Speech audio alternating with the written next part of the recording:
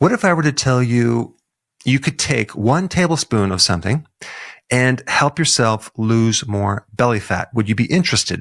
If so, there's a really great natural solution. And this goes beyond the typical eat less, exercise more, etc. This talk is mainly for the person that has a slow metabolism and they need an unfair advantage. But I need to really clarify something, because people that say they have a slow metabolism actually don't have a slow metabolism. It's not that the metabolism is slow.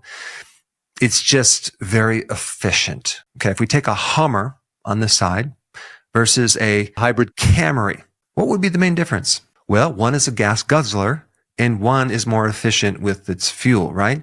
The Hummer gets about 16 miles per gallon and the hybrid Camry gets around 51 miles per gallon. Huge difference.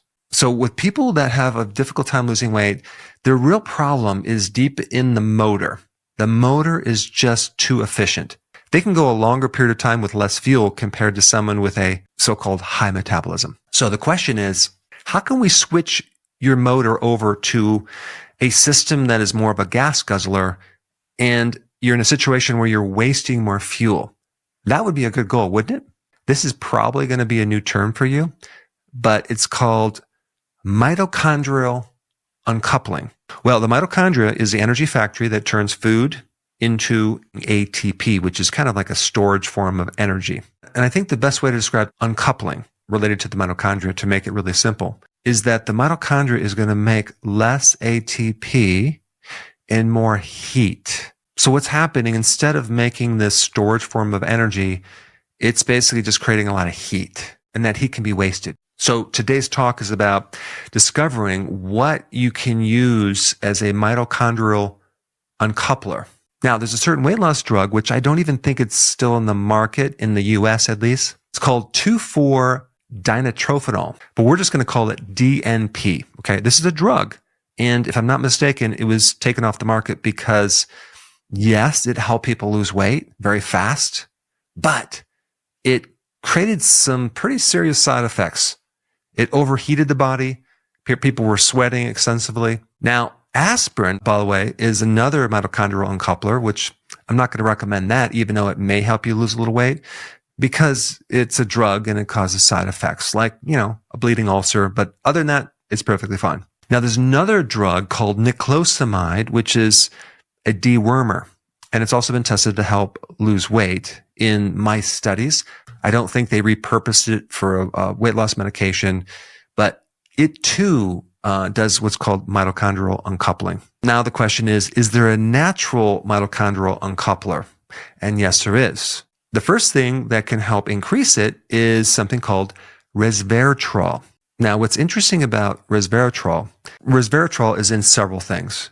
It's in grapes, cranberries, it's in blueberries, it's also in dark chocolate, it's in pistachios, and it's especially in something called Japanese knotweed. They make that into a tea. And they do have resveratrol in a powder. So if you were going to take a tablespoon a day, that could help you. But what's interesting about resveratrol and all the berries that I just mentioned is that they're all polyphenols. And even in the chocolate, it's loaded with polyphenols, okay? Now, remember when I talk about that drug 2,4-dinitrophenol? Apparently, there's an interesting connection between phenols, right? Polyphenols and just regular phenols. The chemistry of phenols apparently can create a mitochondrial uncoupling effect. Now, there's some other things that can create this uncoupling as well. Ketones. This is probably one of the reasons why people lose more weight when they do the ketogenic diet. And of course, ketones actually help the mitochondria just work better in general. Then we have cold therapy. Think about what happens when you do cold immersion or a cold shower. The core temperature needs to always be constant, and your body is going to fight like heck to keep that core temperature at 98.6. So think about how much heat you'd have to generate to do that. And when you're doing cold immersion, you're not exercising. You're not eating differently.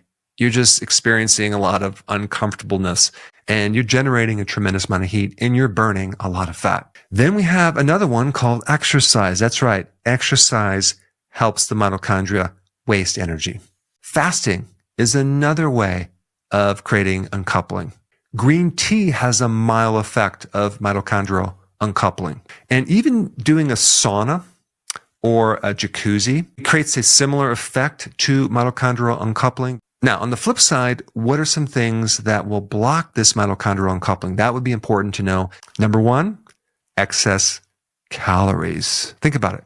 When you eat too much, and what I mean too much is I'm talking about you're eating excess of what your mitochondria can burn, you inhibit this mitochondrial uncoupling and you worsen the mitochondria. So this could be eating way too many carbs, too much sugar like the average person, but it can also mean eating too much fat. This is something I rarely talk about, but I think it's important not to overeat because you're forcing your body to overload that mitochondria and your body can't burn it off. Now, if you exercise a lot, then you need to eat more. But how many people are eating just too much for their activity level and their age? This also includes the snacking. This is why intermittent fasting is a really great strategy as well.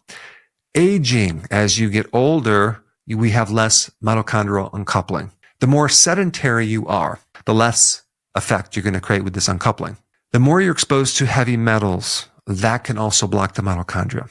And certain medications, especially statins, beta blockers, metformin, and antibiotics. Now, if you want to know the